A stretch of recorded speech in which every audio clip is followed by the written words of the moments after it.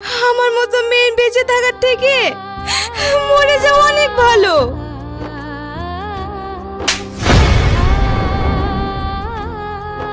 সুরজ, তুমি দেখো, তুমি হয়তো ভুলে যাচ্ছ ও আমার স্বামী। আর তুমিও ভুলে যাচ্ছ কোটি টাকার বিনিময়ে আমি ওকে তোমার কাছ থেকে নিয়েছি। তার মানে এটাই যে আজ পর্যন্ত তুমি আমার যত টাকা উড়িয়েছ সেই সব টাকা আমাকে ফেরত দাও, আর তোমার স্বামী তুমি নিয়ে যাও।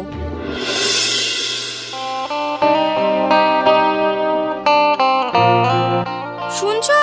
তাড়াতাড়ি এসো, তোমার খাবার রেডি। হ্যাঁ, আসছি।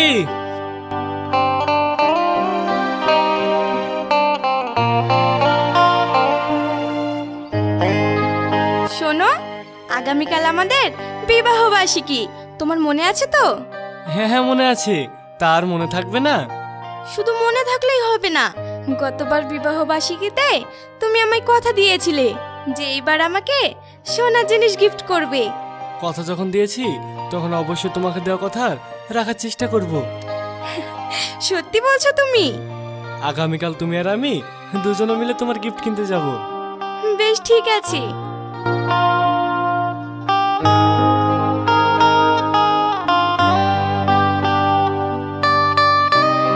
আমার খাওয়া হয়ে গেছে, এবার তাহলে আমি যাই। সাবধানে যেও।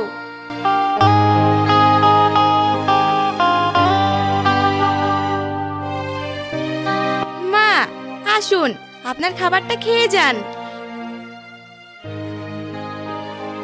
সুরজের খাওয়া হয়ে গেছে বৌমা? হ্যাঁ মা, আপনার ছেলে খেয়ে এক্ষুনি বেরিয়ে গেল, এবার আমি আর আপনি খেলেই হয়ে যাবে। বেশ, তাহলে দাও।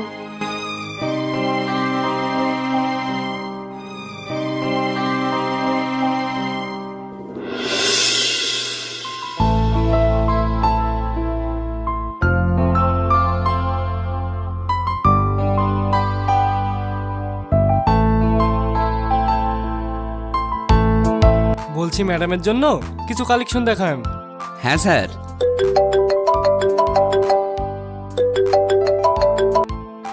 তুমি পছন্দ করো, আমার একটা ফোন এসেছে, আমি কথা বলে আসছি। ঠিক আছে। আচ্ছা ম্যাডাম, আপনাকে কিসের কালেকশন দেখাবো? মানে চুড়ি, আংটি, নেকলেস এইসবের মধ্যে? আমাকে ওটা দেখান। সোহেল, ম্যাডামকে কিছু এক্সক্লুসিভ নিউ মডেলের নেকলেস দেখা। হ্যাঁ ম্যাডাম, এখানে আসুন। আমাকে ওইটা একটু দেখান তো। হ্যাঁ ম্যাডাম।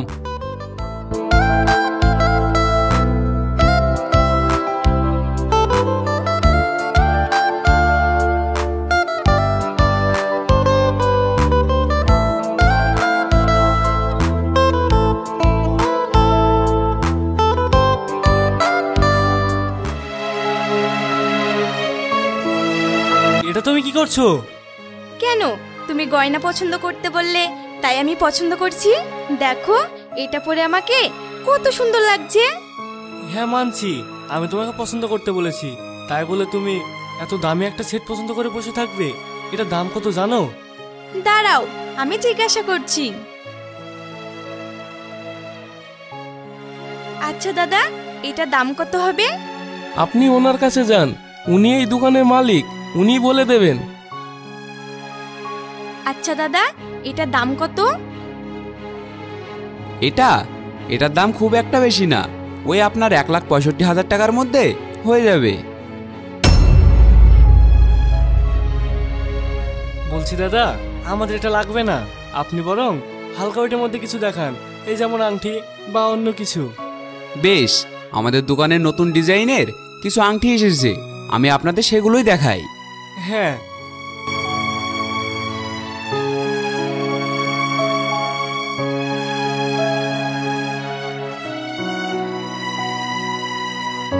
আপনি এটা প্যাক করে দিন। আচ্ছা।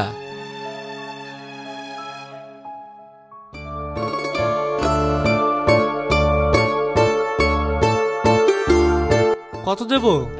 15,300 টাকা। বেশ, আমি আপনাকে ফোন পে করে দিচ্ছি। ঠিক আছে স্যার। চলে গেছে। ওকে।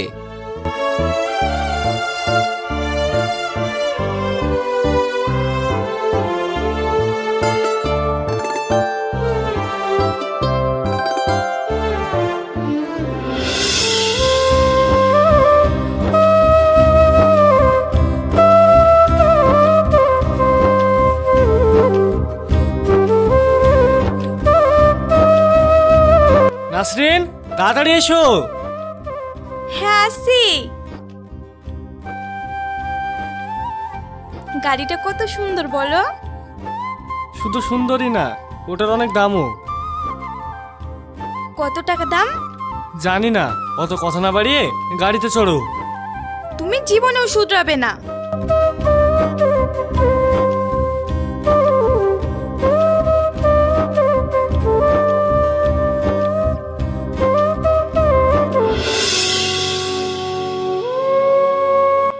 জানো তো, কালকের ওই গাড়ির আর নেকলেসের কথাটা আমার মন থেকে যাচ্ছেই না। শোনো না আমার কথাটা। নাসরিন, বিরক্ত করো না, কাজ করতে দাও। তুমি কি বলবে বলো, আমি শুনছি। বলছি ওই রকম একটা গাড়ি আমাদের কিনবে। আমার কত দিনের স্বপ্ন, আমাদের একটা বড় বাড়ি থাকবে, একটা গাড়ি থাকবে, আর আমার গা ভর্তি গহনা থাকবে। আমি একবারে রাজরানীর মতো থাকবো। এসব তুমি কি বলছো? দেখো নাসরিন, আমি এর আগেও তোমাকে বলেছি এত কিছু করা আমার পক্ষে সম্ভব না। আচ্ছা তুমি বলো, যেখানে আমি একটা কোম্পানির সামান্য এমপ্লয়, প্রতি মাসে 22 থেকে 25 হাজার টাকা আমি মাইনে পাই, সেখানে লক্ষ লক্ষ টাকা খরচ করে কিভাবে আমি তোমার স্বপ্ন পূরণ করবো বলো? এর মানে তুমি কি বলতে চাইছো? আমি এটাই বলতে চাইছি, তুমি তোমার ওই স্বপ্নের কথা ভুলে যাও।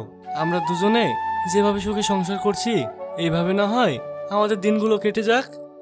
অসম্ভব, আমি কখনোই আমার স্বপ্ন দেখা ভুলবো না। এগুলো আমার অনেক দিনের স্বপ্ন, তাই আমি আমার স্বপ্ন যে কোনো উপায়ে পূরণ করবই করব, বুঝলে?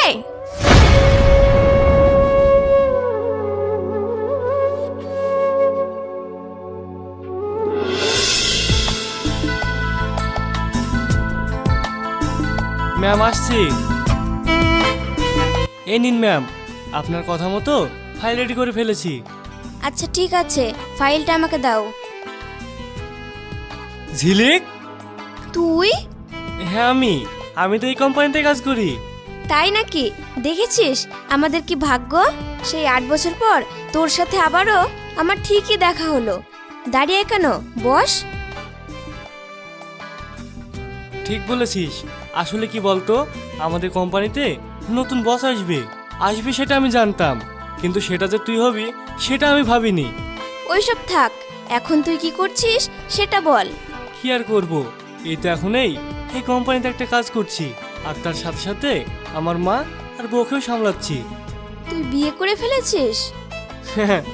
দেখ, জীবন অর্ধেক বয়স তো কেটেই গেল, আর এখন যদি বিয়ে না করি তাহলে কখন করব বল? এবার তোর কথা বল, তুই বিয়ে করিসনি? না রে, কি করব বল, বেশ ভালোই কাটছিল জীবনটা। মা তো সেই ছোট্টবেলায় মারা গিয়েছে, তারপর বাবাটাও হঠাৎ করে মারা যায়। তখন থেকেই বাবার এই এত বড় বিজনেস সামলাতেই সময় কেটে যায়, বিয়ে করার আর সময় হয়নি। তারপর এটা বল, এখন এসে উঠেছিস কোথায়?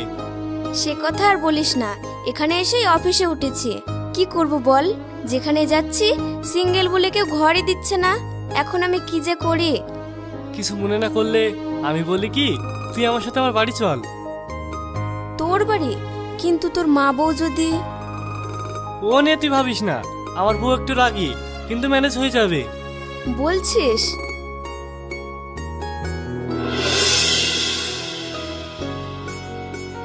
আচ্ছা মা, আপনার পায়ের ব্যথাটা এবার একটু কম লাগছে? হ্যাঁ মা, থাক, তোমাকে আর পা টিপতে হবে না। তুমি বরং আমাকে ওষুধটা দাও, আমি খেয়ে একটু ঘুমাই। আচ্ছা ঠিক আছে।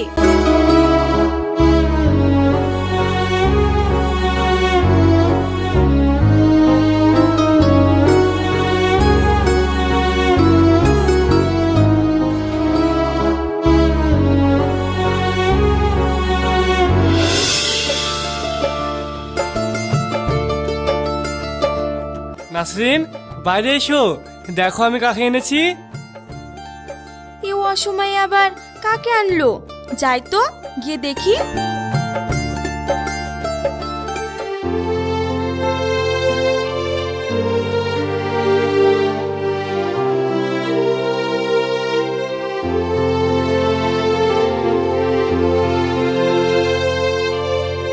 এই মেয়েটা আবার কে?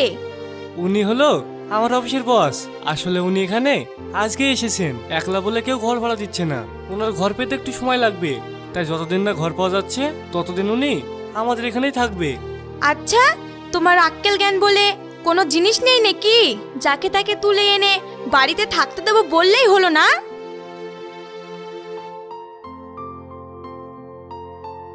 শোনো, ওকে থাকতে দিলে তোমারই লাভ। আমার লাভ মানে?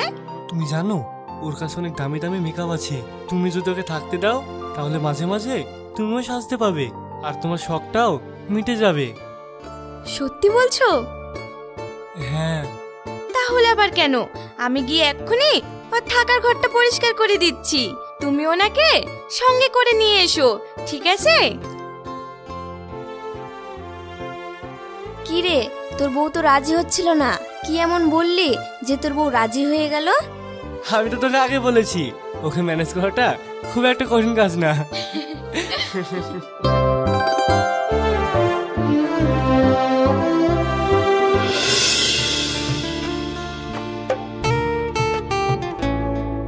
মা, আব্বা, তোমরা হঠাৎ করে কিছু না বলে? হ্যাঁ রে মা, তোর কথা খুব মনে পড়ছিল, তাই ভাবলাম অনেকদিন তো তোকে দেখিনি, তোকে দেখাও হবে আর নিমন্ত্রণটাও সারা হবে। নিমন্ত্রণ? কিসের নিমন্ত্রণ? আরে বৌমা, তোমার আব্বা মাকে কি ওখানে দাঁড়িয়ে রাখবে? ওনাদের আগে ঘরে ঢুকতে দাও। তো বিয়ান ভালো তো? হ্যাঁ, আমরা ভালো আছি। আপনার শরীর ঠিক আছে তো? হ্যাঁ হ্যাঁ, আপনারা ভিতরে আসেন।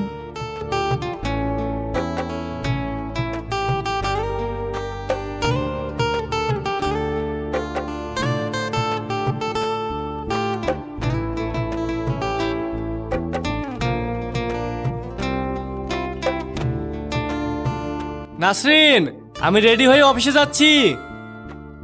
মা, তোমরা কথা বলো, আমি তোমার জামাইকে টিফিন বক্সটা দিয়ে আসি। ঠিক আছে মা।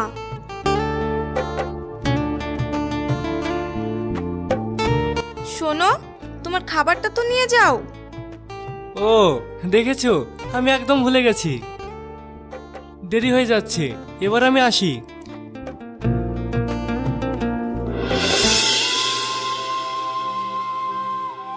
আমরা তাহলে এখন আসি রে মা। তোমরা এখনই চলে যাবে? এই তো এলে, আর একটু পরে গেলে হতো না? না রে মা, তোকে দেখলাম, তুই যে ভালো আছিস এটাই অনেক। আর মনে করে জামাইকে সাথে নিয়ে অবশ্যই যাবে ওই দিন। ঠিক আছে।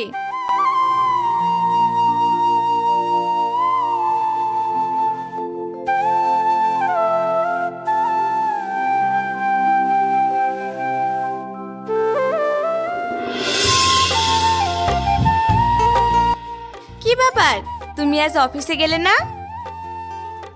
আসলে ঘরটা খুব নোংরা হয়ে পড়ে আছে তো, তাই জামা কাপড়গুলো গোছাচ্ছে।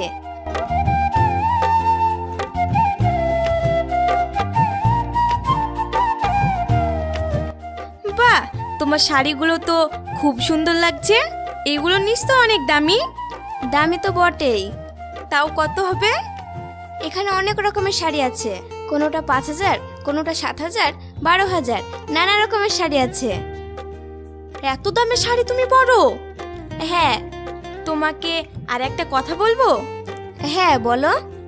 বলছিলাম যে তোমার কাছ থেকে একটা খুব সুন্দর গন্ধ পাচ্ছি। এটা কিসের? ও, এটা এটা তো পারফিউমের। দাঁড়াও, আমি তোমাকে দেখাচ্ছি। এই যে এটা, তুমি চাইলে লাগাতে পারো। লাগাবো? বেশ।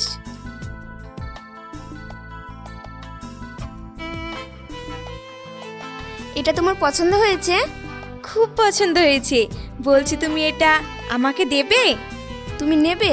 বেশ, আজ থেকে তাহলে ওটা তোমার। সত্যি? তোমাকে অনেক অনেক ধন্যবাদ।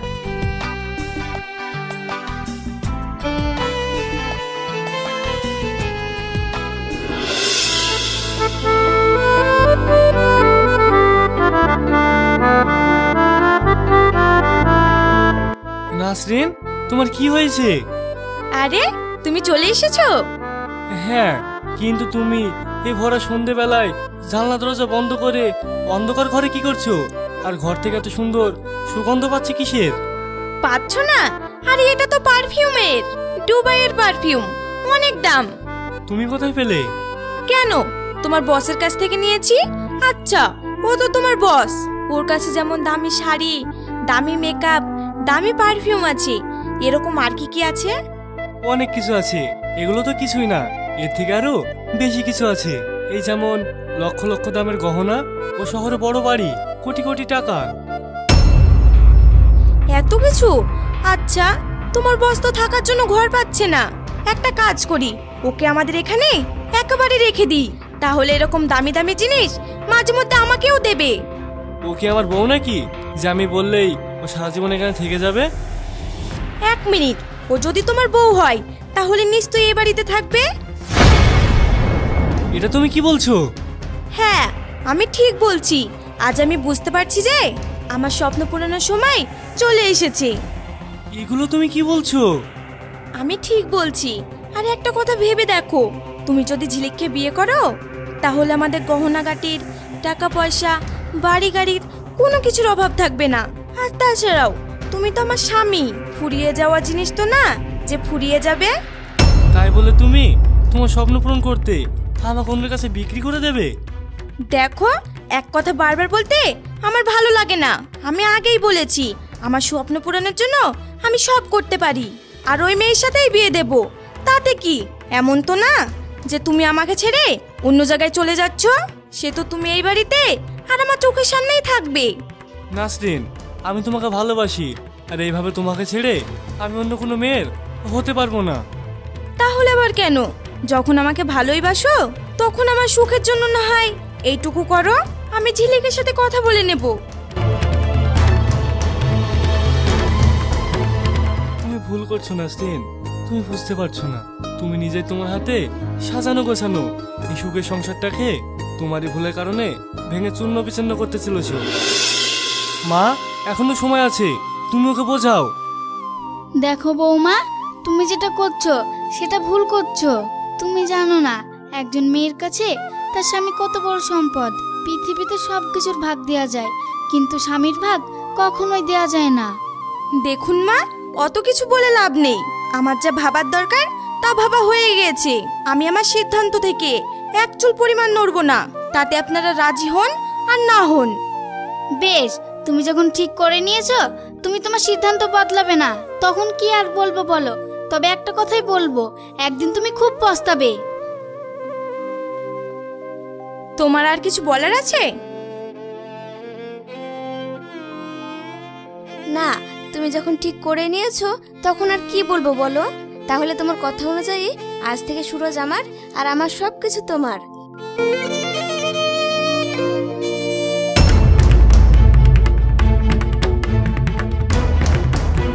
এই সব কিছু আমার। আজকের পর থেকে আমি এই সব কিছুর মালিক।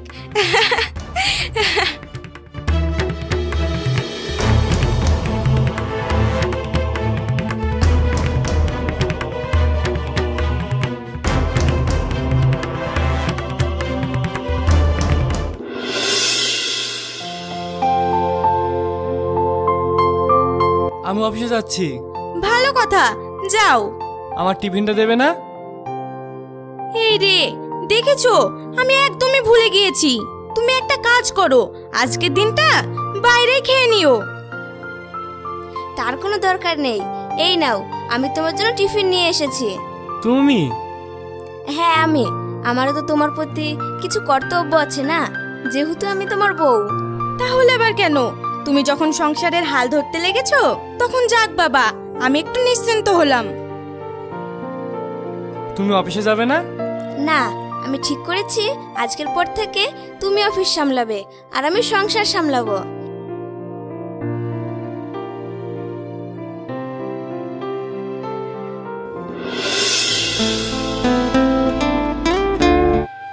বৌমা, তুমি ঘুমাতে যাচ্ছ? হ্যাঁ, কেন? আপনি কিছু বলবেন? আসলে আমার শরীরটা খুব খারাপ করছে তো, তাই বলছিলাম তুমি যদি আমার কপালটা একটু টিপে দাও।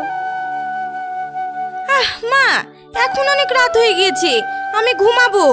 কাল আমার একটা পার্টি আছে, সেখানে যেতে হবে। আর এখন যদি রাত জেগে আপনার সেবা করি তাহলে কাল সকালে আমার চোখের নিচে কালি পড়ে যাবে। আর তখন আমাকে দেখে সবাই হাসাহাসি করবে। আমার শরীর খারাপের থেকে কালকের আনন্দটাই তোমার কাছে বড় হয়ে গেল। আসলে কি বলেন তো মা, আপনি ওসব জায়গায় কখনো যাননি তো, তাই বোঝেন না। আমিও আগে বুঝতাম না, কিন্তু এখন বুঝি। বৌমা, আপনি চিন্তা করবেন না মা, আমি আপনার মাথা টিপে দেবো। তুমি? হ্যাঁ মা, আমি।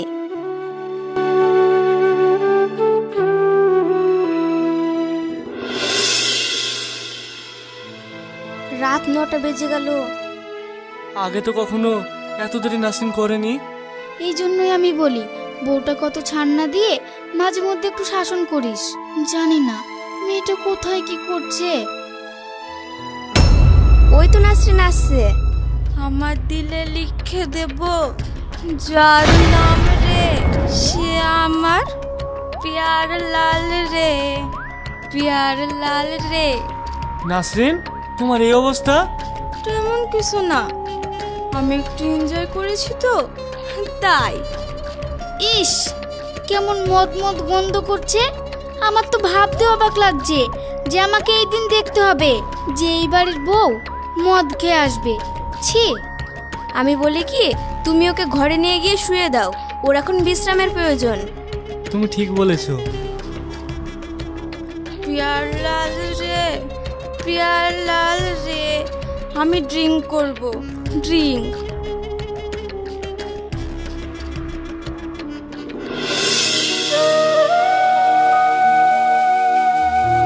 বলছিলাম যে তোমার আব্বা ফোন করেছিল ওনাদের বাড়ি যাওয়ার জন্য। আমার সময় নেই, যদি এবার ফোন করে তাহলে বলে দেবে আমরা যেতে পারবো না। নাসরিন, ওনারা তোমার আব্বা মা। হলেই বা?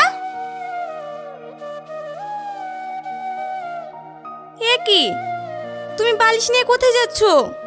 আমি ঠিক করেছি আজ থেকে আমি ঝিলিকের সাথে থাকবো। ঝিলিকের সাথে থাকবে কেন? অনেক রাত পর্যন্ত লাইট জ্বালিয়ে আমাকে কাজ করতে হয় তো, এতে তোমার অনেক অসুবিধা হয় তো, তাই।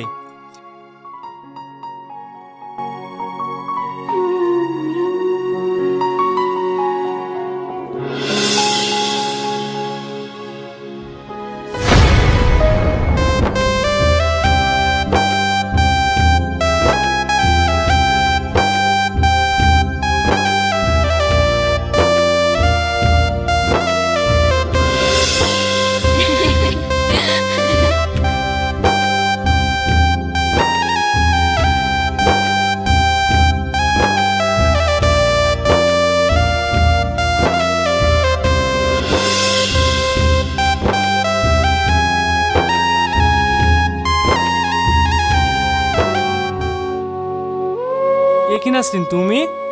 হ্যাঁ আমি। কিন্তু তুমি হঠাৎ আমার ঘরে? হ্যাঁ, আমি সুরজকে আমার সাথে নিয়ে যেতে এসেছি। নিয়ে যেতে এসেছি মানে? আসলে ওকে ছাড়া আমার বড্ড একা একা লাগছে। যখন এই ঘরে ঢুকছি ঘরটা যেন কেমন খালি খালি লাগছে, তাই নিয়ে যেতে এসেছি। আসলে ওকে ছাড়া আগে কখনো একা থাকিনি তো, তাই ও যেন আমার অভ্যাস হয়ে গেছে। কিন্তু এটা তো সম্ভব না। ও যেমন তোমার অভ্যাস, ঠিক তেমনি ও এখন আমার অভ্যাস হয়ে গেছে। ও চলে গেলে তাহলে আমি কি করে থাকবো? দেখো, তুমি হয়তো ভুলে যাচ্ছ ও আমার স্বামী। আর তুমিও ভুলে যাচ্ছ কোটি টাকার বিনিময়ে আমি ওকে তোমার কাছ থেকে নিয়েছি। তার মানে এটাই যে আজ পর্যন্ত তুমি আমার যত টাকা উড়িয়েছ সেই সব টাকা আমাকে ফেরত দাও, আর তোমার স্বামী তুমি নিয়ে যাও। কিন্তু এত টাকা আমি পাবো কোথায়? সেটা আমি কি করে বলবো? তাই বলছি, এখন অত কথা না বাড়িয়ে ঘর থেকে বেরিয়ে যাও।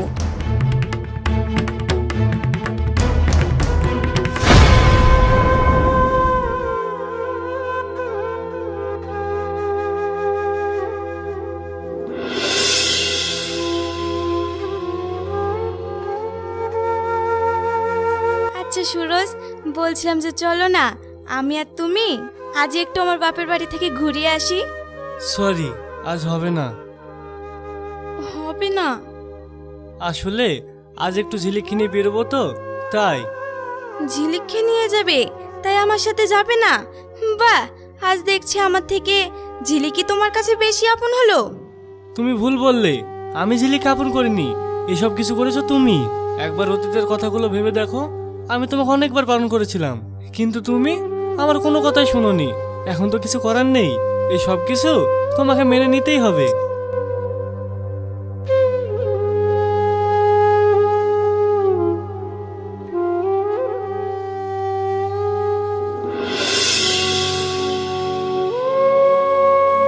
মা, আমি খাবার বেড়েছি, আসুন খেয়ে নিন।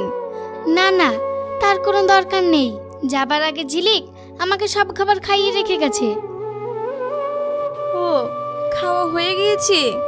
তুমি একটা কাজ করো, জেগে না থেকে ঘুমিয়ে পড়ো।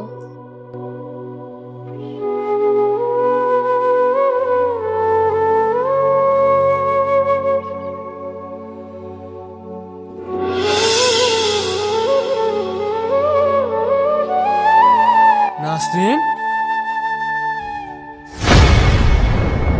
তোমরা চলে এসেছো, হাত মুখ ধুয়ে এসো, খাবার খাবে। আসলে হয়েছে কি নাসরিন, আমরা খাবার খেয়ে এসেছি, তুমি খাবারগুলো সামলে ঘুমিয়ে পড়ো। তোমরাও খেয়ে এসেছো?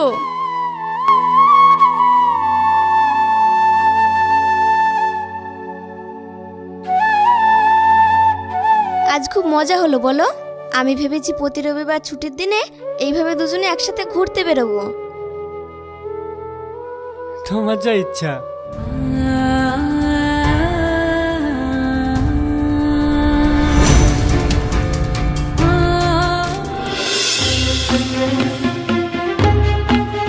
মা, মা, তাড়াতাড়ি এসো।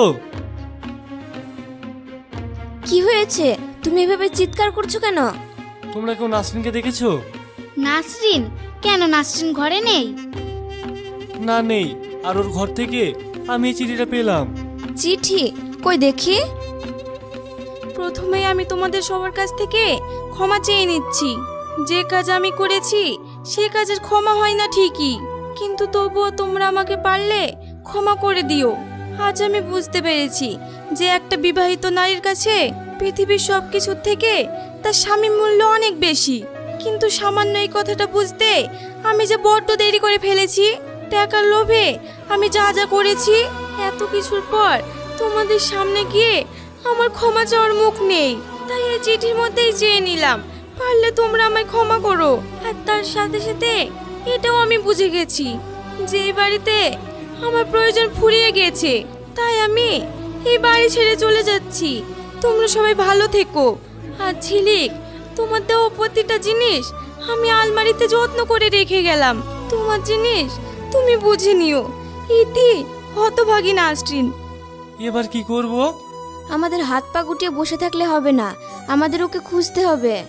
তুমি ঠিক বলেছো। তবে দেরি না করে এক্ষুনি চলো।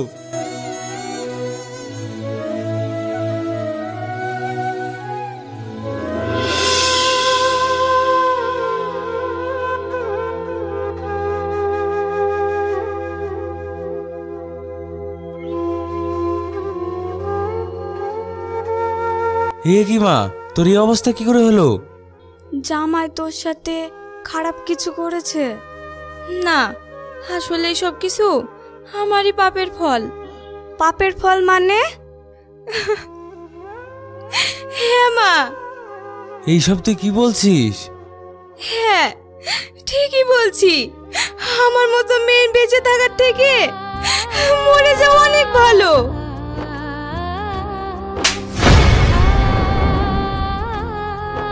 সুরজ, তুমি? হ্যাঁ আমি। এটা তুমি কি করতে যাচ্ছিলে? কি করব বলো, এছাড়া যে আমার আর কিছু করার নেই। কে বলেছে করার নেই? তোমার অনেক কিছু করা আছে বোন। না, নেই। যে স্ত্রী টাকা লোভে নিজের স্বামীকে অন্যের কাছে বিক্রি করে দেয়, অন্য কোনো মেয়ের হাতে তুলে দেয়, তার বেঁচে থাকার থেকে না থাকা অনেক ভালো। কে বলেছে আমি বিক্রি হয়েছি? আমি এখনো তোমারই আছি, আর ভবিষ্যতে তোমারই থাকবো। মানে এটাই যে আজ পর্যন্ত আমরা তোমার সাথে যা যা করেছি এই সব কিছু নাটক। আসলে তুমি লোভে পড়ে এমন পাগল হয়ে গিয়েছিলে যে তোমাকে থামানোর কোনো উপায়ই ছিল না। তাই আমি, আন্টি আর সুরজ মিলে প্ল্যান করে তোমার সাথে এগুলো করেছি। তার মানে তোমার সাথে সুরজের বিয়ে হয়নি? না হয়নি, আমি আগেও বলেছি তুমি ছাড়া আমার জীবনে অন্য কোনো মেয়ের অস্তিত্ব নেই। সত্যি বলছো? তুমি বিশ্বাস করো, আমিও বুঝতে পেরেছি যে আমার জীবনে তুমি কত বড় গুরুত্বপূর্ণ। তাই আর আমি কোনো কিছুর বিনিময়ে তোমাকে হারাতে চাই না। তুমি তোমার ভুলটা যখন বুঝতে পেরেছ, তখন ঘরের লক্ষ্মী ঘরে ফিরে চলো। বিয়ান ঠিক কথা বলেছে। ঠিক আছে, চলো। এইভাবে দুজনে আলাদা হয়ে যাবে? তাহলে এবার কিন্তু আমি সত্যি সত্যি সুরজের হাত ধরে নেব। মোটেই না।